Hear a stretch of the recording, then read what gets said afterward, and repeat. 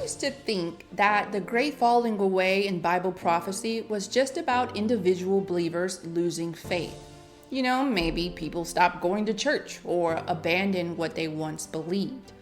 But what if it's more than that? What if the very institutions meant to prepare and protect our future leaders are inadvertently contributing to this falling away? And what if, in the process, we're playing into Satan's strategic plan to weaken the church from within? Let me explain.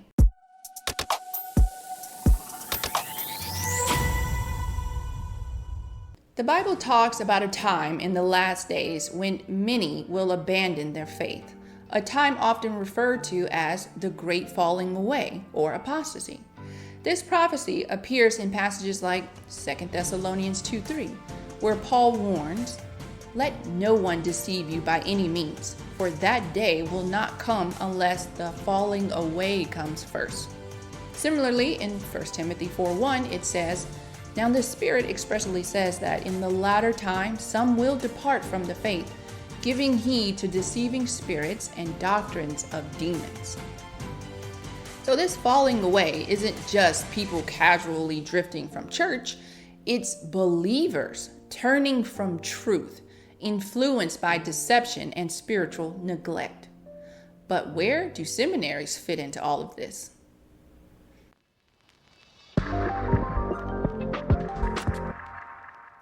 When you think about who's responsible for preparing and protecting the future of our faith, we often look to seminaries, the place where future pastors, teachers, and ministry leaders are trained. They're supposed to guard against false doctrine and equip leaders to defend the church against deception. But what if these institutions themselves are shaping the type of Christian leaders who will play a part in this prophecy? Today, we'll explore how modern seminaries' increasing requirements might be contributing to the great falling away, whether they intend to or not.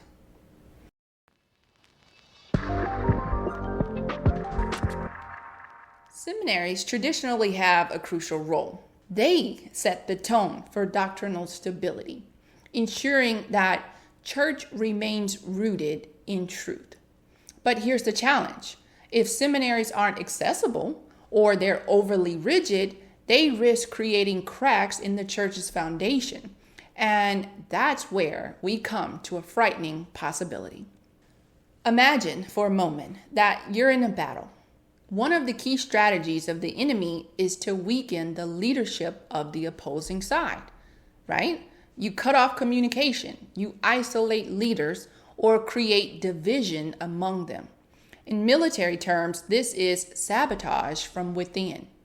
Could it be that by creating unnecessary obstacles, seminaries are inadvertently contributing to a weakened leadership in the church?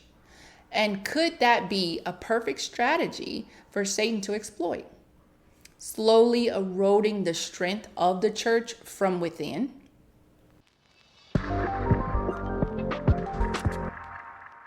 Let's talk about some of the current requirements that seminaries impose and examine whether these barriers are truly necessary. According to the Association of Theological Schools, over 70% of accredited seminaries require a bachelor's degree for admission. The idea is that these standards ensure academic readiness for graduate level theological studies. But here's the problem. These requirements can create financial and time barriers for those without prior degrees, especially for people who feel called to the ministry later in life. This educational requirement may exclude individuals who have valuable ministry experience but no formal education. And let's be real, these restrictions limit diversity within ministry leadership and may leave capable, called individuals out in the cold. Then there's the issue of finance.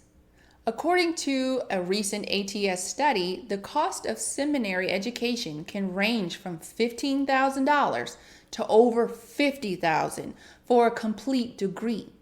While these funds cover operational costs, high tuition fees can deter or even exclude lower income individuals who might be called to ministry. When we see this kind of financial barrier, we're potentially cutting off a whole group of people whom God might have called. It creates unintended biases. Only those who can afford it or who can take on the debt will have access to formal theological education. That's a huge concern when we're talking about the future of church leadership. Another significant barrier is the pastoral recommendation requirements. Over 80% of seminaries mandate a recommendation from a pastor. Yeah, on paper, this makes sense. It helps to ensure the candidate's character and calling. But in reality, this can be incredibly difficult to obtain, especially for people attending very large churches or those who primarily engage in online worship. According to the Barna Group, online church attendance surged by 150% during the COVID-19 pandemic, meaning that many future ministry leaders might be more likely to connect with faith communities online. And if that's the case, obtaining a pastoral recommendation becomes even harder. So how fair is it that a lack of close access to a pastor could prevent someone from pursuing their calling? Are these requirements really about assessing someone's heart for ministry, or are they just about keeping people out?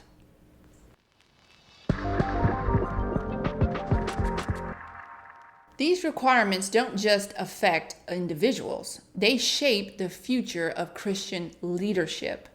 When people feel called to ministry but face hurdles, they might be discouraged or find alternatives, such as starting ministries without proper training. This gap can lead to a rise in leaders who lack the theological foundations that seminaries provide. And without accessible, affordable training, we're seeing an increase in people who, though maybe well-meaning, may unintentionally spread unsound doctrine. According to the Pew Research, one reason people are leaving the church is because of questioning religious teachings. Without a foundation in sound doctrine, pastors can sometimes interpret scripture through personal or cultural lenses rather than biblical context. And this lack of theological depth has consequences. Let's look at some notable figures who have led impactful ministries without formal seminary training. Joel Osteen, for example, began as a camera operator at Lakewood Church. When his father passed away, he took over pastoral leadership without any formal training. Similarly, Mike Todd, who started as a musician and sound engineer, became lead pastor for Transformation Church. Figures like Joyce Myers, Stephen Furtick, T.D. Jakes, Beth Moore, Benny Hinn, and Carl Lentz have also led large ministries without seminary education. True enough, God can use anyone, and he clearly has with these individuals. But each of these figures have faced criticism within the Christian community. For what? For controversial teachings, often due to a lack of in-depth theological training. This shows us that while formal education isn't the only path to ministry, it can provide vital foundation that protects against misinterpretation. Untrained pastors may unintentionally contribute to people questioning or abandoning their faith due to teachings that lack theological grounding. This is not just a minor issue. It could be a key component in the great falling away we're seeing today.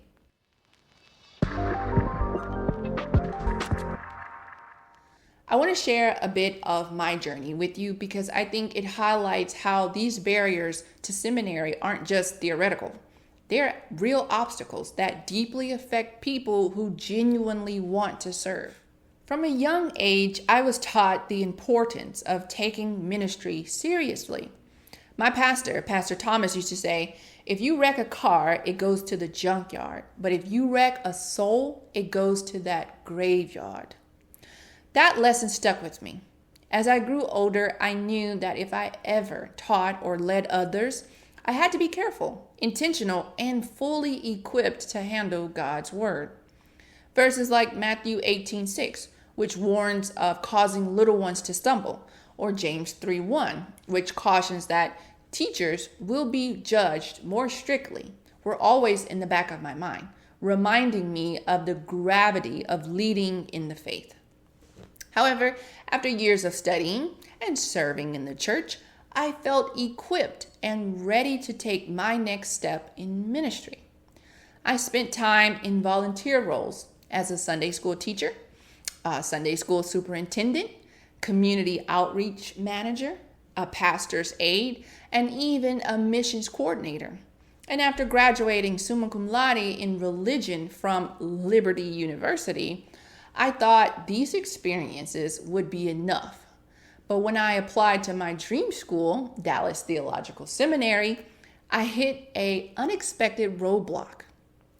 Despite my qualifications, I was told I couldn't be accepted because I didn't have the right pastoral connections. My previous pastor had sadly passed away, and since I'd recently moved to a new city, I hadn't established a new church home. This requirement, which was supposed to validate my calling, became a barrier that I couldn't overcome. Not because of my dedication, but because of circumstances that were outside of my control. I had the willingness, the qualification, and the passion to serve, but the formalities kept me from pursuing the next step in my ministry journey. This experience made me wonder, how many others are in the same situation? How many people feel called by God, but are held back by policies that don't reflect the realities of today's church experience, especially as virtual worship and large congregations make it harder for every member to have a personal relationship with a senior pastor? And ultimately, is this the best way to prepare and equip those who feel called to lead?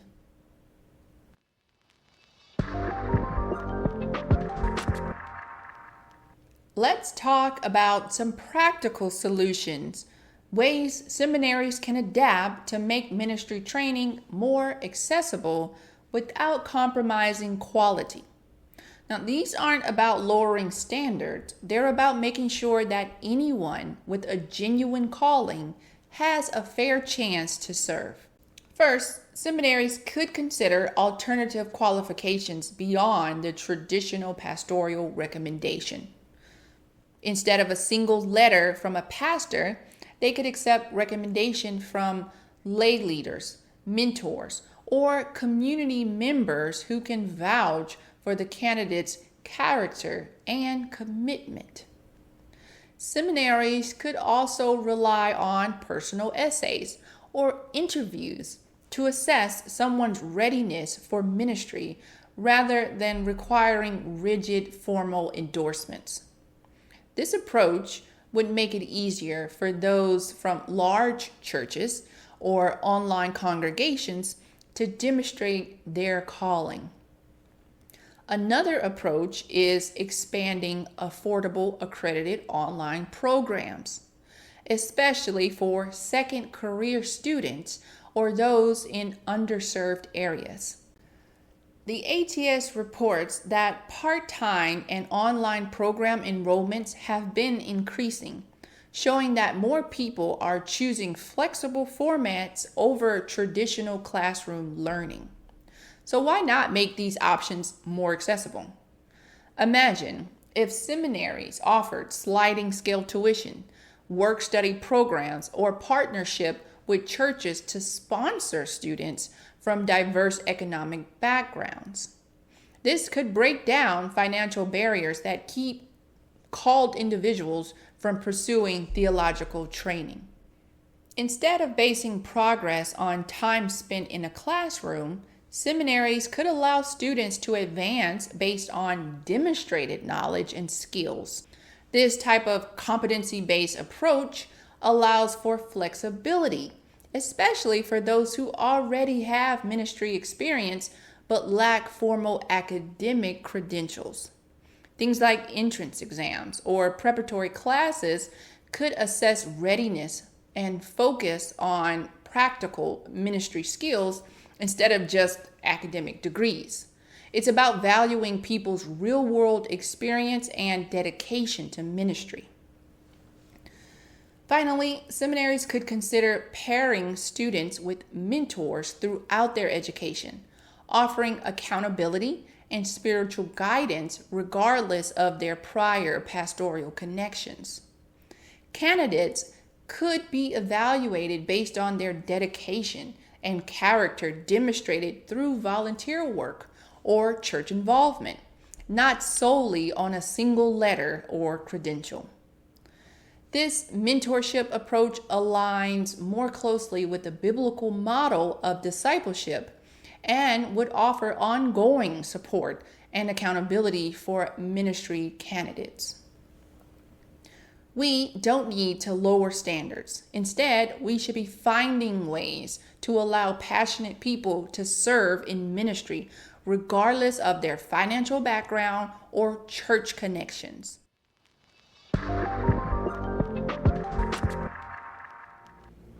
At this point, it's clear that the system needs to change.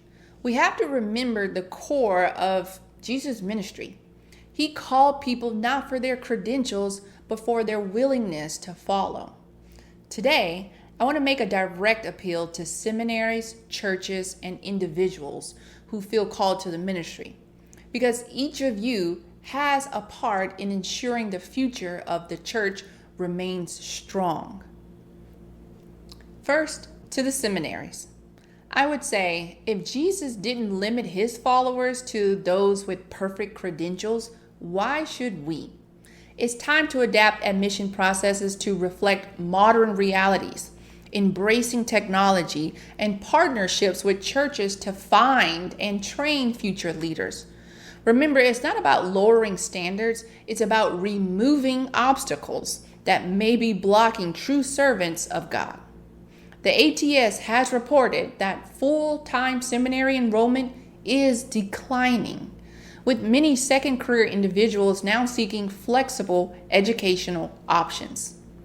We need to meet people where they are if we are to equip the church for the future. To the churches, I would say look at 1 Peter 5:2, which calls on shepherds to be shepherds of God's flock that is under your care. Pastors, your role is more than just delivering sermons. It's about nurturing those who feel called to serve. Encourage closer relationships between church leaders and congregants, and actively seek out members who might feel called to ministry. Establish mentorship programs within the church to help nurture future leaders. Your support could make the difference between a potential ministry leader pursuing their calling or giving up on it.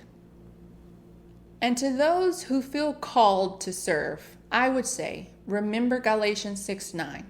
Let us not become weary in doing good, for at the proper time we will reap a harvest if we do not give up. Don't be discouraged by the obstacles you face. Seek out alternative resources, whether that's online classes, local mentorship, or free Bible courses. Surround yourself with like-minded believers who will encourage you in your calling. God's calling on your life isn't defined by a piece of paper. It's defined by your commitment to Him. Stay faithful and keep pursuing the path He's laid out for you.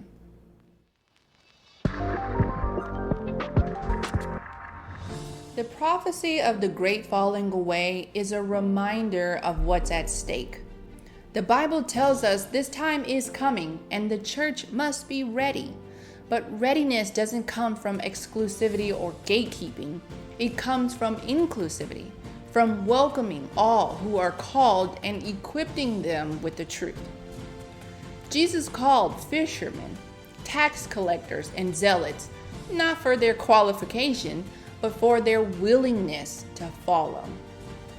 In today's world, are we creating barriers that prevent willing hearts from answering that same call? Or are we building a church that truly embodies the heart of Christ? Let's work together to ensure that the future leaders of our faith have the opportunity to be equipped regardless of their backgrounds or circumstances. While the great falling away may be inevitable, our responsibility is to strengthen the church so that it remains steadfast, united, unmovable, and prepared for the days ahead. Thank you for watching, and if you found this message meaningful, please consider subscribing to support this ministry. Let's keep working towards a future where the church can stand strong no matter the challenges it faces. Until next time, air hugs and prayers. Formal academic credentials. Entrance exams or preparatory